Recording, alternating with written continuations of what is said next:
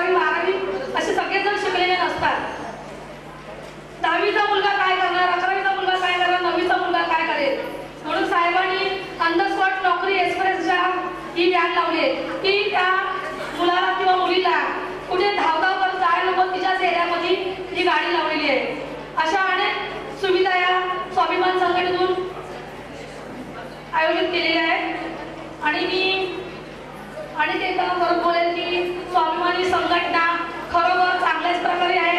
आज हा महिलांना व्यासपीठ, महिलांचा व्यासपीठ म्हणजे काय की हा जो आपण बाजारपेठ लावलेला आहे तो काय काय महिला स्वतःचे 1-2 हजार रुपये लावून हा स्टॉल लावतात. पण या ठिकाणी त्यांना कोणताही चार्जेस लावलेले नाहीये, सगळं फ्री वातावरणाला दिलेलं आहे. आणि कुठपर्यंत पोहोचणार साहेब आपल्याकडे कुठपर्यंत नेणार त्या माध्यमातून त्यांचे अनेक विचार चाललेले आहेत. स्वाभिमान संघटनाच म्हणजे महिलांचा व्यासपीठ, पुरुषांना सुद्धा यासाठी व्यासपीठ दिलेलं आहे. काही मुलं नोकरी करत असतील पण त्यांना नोकरी कुठे मिळत नसेल ते लोक लाजतात. पण अशा मुलांना petrol pump, air India, Reliance, petrol pump म्हटल्यानंतर मुलगा एक माझ्याकडे मुलगा होता तो पेट्रोल पंपवरती उभा राहिला म्हणजे काय वाटणारच नाही. बरं आहे, काम नाहीये जास्त आणि पगार पण चांगलाच भेटतोय, शिक्षण पण माझं कमी आहे. अशा माध्यमातून लोकांनी स्वाभिमान संघटना चांगल्या प्रकारे जॉईन केलेली आहे. आणि मी सगळ्या महिलांना उद्देशून सांगेन की स्वाभिमान ही स्वाभिमानच आहे. महिलांना चांगल्या प्रकारे जगण्यासाठी स्वाभिमानाने जगावा असं मी महिलांना सांगेन. मानाने जगावा त्याचा शब्द स्वाभिमान. आणि स्वाभिमानचे कार्यकर्ते सगळे पदाधिकारी यांना मी सगळ्यांना या उद्योगीच्या माध्यमातून सगळ्यांचे हार्दिक स्वागत आणि साहेबांचे, नितेश साहेबांचे जास्तीत जास्त हार्दिक स्वागत करेल. कारण का त्यांनी स्वाभिमान संघटना ही काढलेली आहे. तर असं आम्हाला वाटतोय की आम्ही स्वाभिमानानेच जगणार आणि स्वाभिमानानेच मरणार. जय जय स्वाभिमान.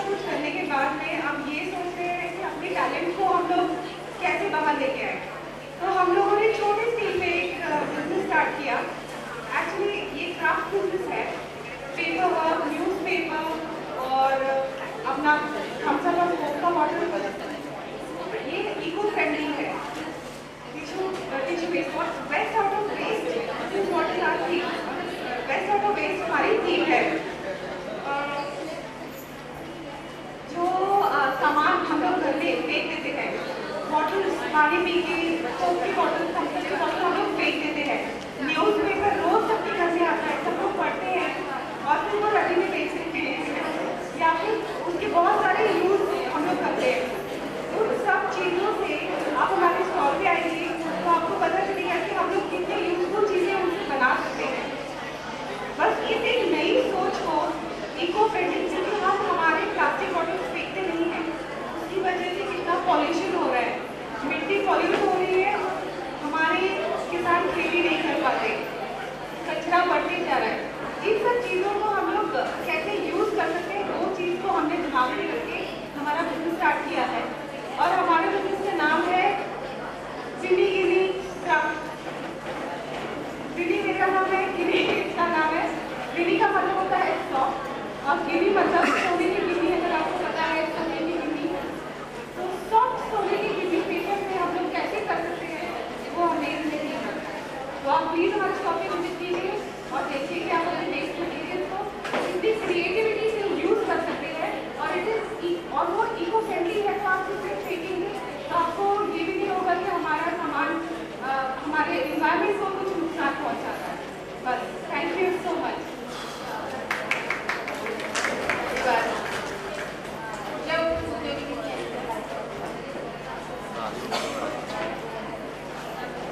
सगळ्यांनी टाळ्या वाजवायच्या, त्यामुळे मग प्रोत्साहन मिळतं, अजून लोक येतील, आपल्याला अजून माहिती मिळेल. नमस्कार मैत्रिणींनो, माझं नाव आहे माधुरी निरंजन हुडककर. माझ्या बिझनेसचं नाव आहे गार्गी फूड्स अँड हँडीक्राफ्ट. आता मी याला गार्गी फूड्स आणि हँडीक्राफ्ट असं नाव का ठेवलं, तर नॉर्मली प्रत्येकजण आपापल्या मुलांची नावं आपल्या बिझनेसला ठेवतात. तसंच आहे, मी माझ्या मुलीचं नाव ठेवलं गार्गी प्रोडक्ट. आता तुम्ही म्हणाल मुलीचं नाव ठेवण्यामागे तुझा काय उद्देश, तर मुलगी झाल्यानंतरच मला बिझनेस करावा असं वाटलं. त्याचं कारण त्याआधी मी जॉबला होते. मुलगी झाल्यानंतर जेव्हा ब्रेक झाला जॉबमध्ये आणि जॉब बघायला गेले तेव्हा प्रत्येक वेळी इंटरव्ह्यूमध्ये असं विचारलं जायचं की आता तुला मुलगी आहे, मग तू कसं काय म्हणजे वेळ तुझा काढणार, तुला कसं काय जमणार. प्रत्येक वेळी हाच प्रश्न प्रत्येकाकडून विचारला गेला. मग अशा वेळी मनात आलं की का आपण दुसऱ्यावर डिपेंड राहायचं, आपण स्वतः देखील मुलीला सांभाळून स्वतःच्या वेळेनुसार आपण काही करू शकतो.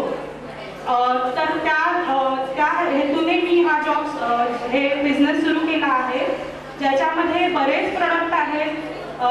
अगरबत्ती आहे, मसाले आहेत विविध प्रकारचे जे आम्ही घरी बनवतो, त्यातले काही आम्ही बाहेरून ट्रेडिंग देखील करतो.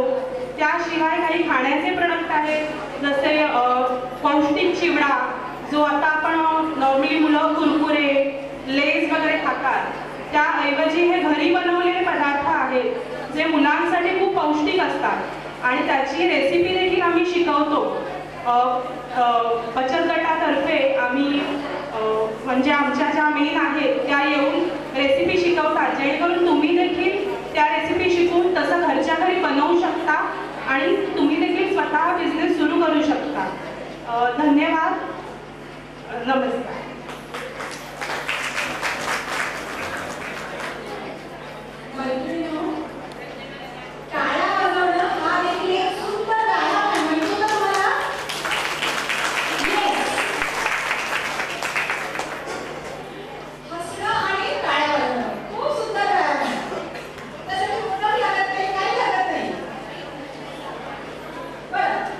आपल्यासाठी नाटक, नाचक, संकोचक,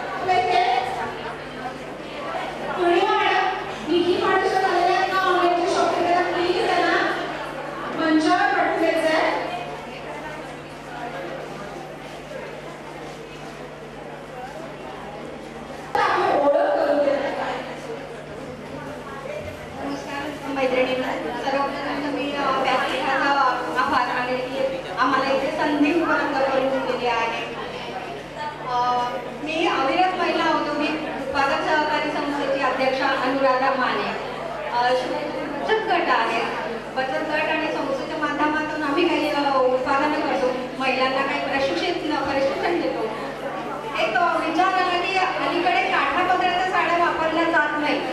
मग त्या ठेवून काय करणार? ओवाळणीला देणार, भांडे घेणार, भांडे किती घेणार? मग त्याचा वापर आपल्याला कसा करता येईल? मी साडीच्या बॅगा, साडी कव्हर करण्याचा विचार केला. त्याच्याप्रमाणे साडी तयार करायला घेतली आणि त्याला इतका छान प्रतिसाद मिळालेला आहे. प्रत्येक जण आपल्या ठेवणीतल्या साड्या आणून देतात. त्याचे साडी कव्हर आणि बॅग, प्रवासी बॅग आम्ही करून देतो. दाखवली ही जी आहे साडीपासून करण्यात आलेली बॅग आहे. साडी कव्हर पण ठेवलं मी दाखवते. आणि उद्योगींना त्या महिला बचत गटातल्या महिलांना त्याचा उद्योग पण एक मिळतो, त्याचा एक मोबदला मिळतो प्रशिक्षण घेऊन आणि त्या स्वतःचा व्यवसाय पुन्हा सुरू करतात. अशा प्रकारे आम्ही महिलांना आणखी एक उद्योग देण्याचे उपक्रम राबवतोय. धन्यवाद.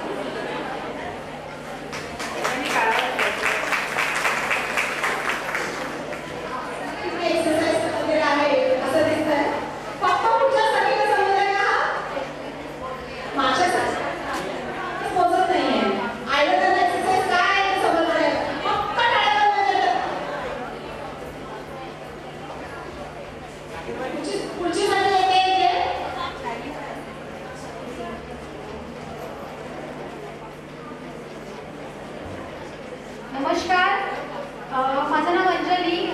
त्या डॉक्टर ज्योती विजय सातपुते मॅम होत्या, त्यांच्याच क्लिनिकमध्ये मी ॲज अ स्टाफ म्हणून तिथे जॉब करते. तर आज जे पण काय मी तिथे प्रोडक्ट ठेवलेले आहेत, तुम्हाला हे जे फेसवॉश आहे लास्ट कॉर्नरला तिथे स्टॉल लागलेला आहे, तिथे तुम्हाला तो फेसवॉश फ्रीमध्ये दिला जाणार आहे. फक्त तुम्हाला तिथे तुमचा name and contact number register करायचा आहे, बाकी काहीच नाही. आणि जर तुम्हाला अजून पण काही इन्क्वायरी हव्या असतील आमच्या क्लिनिक बाबतीमध्ये तर www.jovis.com मध्ये तुम्हाला पूर्ण इन्क्वायरी मिळेल. आणि तसंच skin, hair and weight management related जे पण काही तुम्हाला प्रॉब्लेम असतील त्या बाबतीमध्ये आमच्याकडे ट्रीटमेंट्स केल्या जातात. आणि आमचं इन्स्टिट्यूट सुद्धा आहे. तसंच बेसिक अँड ब्युटी आणि ॲडव्हान्स कोर्सेस पण आमच्याकडे शिकवले जातात. तर तुम्ही इंटरेस्टेड असाल आणि आमच्या क्लिनिकमध्ये तुम्ही तसं विजिट करू शकता. एनी टाईम आमचं क्लिनिक तुमच्यासाठी ओपन आहे. Okay, thank you. Actually first time बोललेली आहे स्टेजवरती, पण एकदम क्लिअर बोलताना येत आहे. सॉरी त्याच्यासाठी. Thank you so much.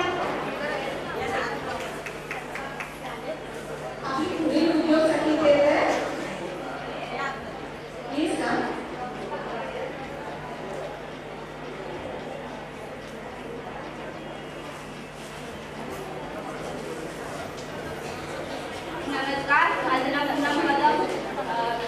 मी इथे येण्याचं कारण म्हणजे असं लोकांना मला सांगायचं आहे की बोलतात की मी आजारी नाही आहे किंवा काही लोक आजारी असून सुद्धा डॉक्टर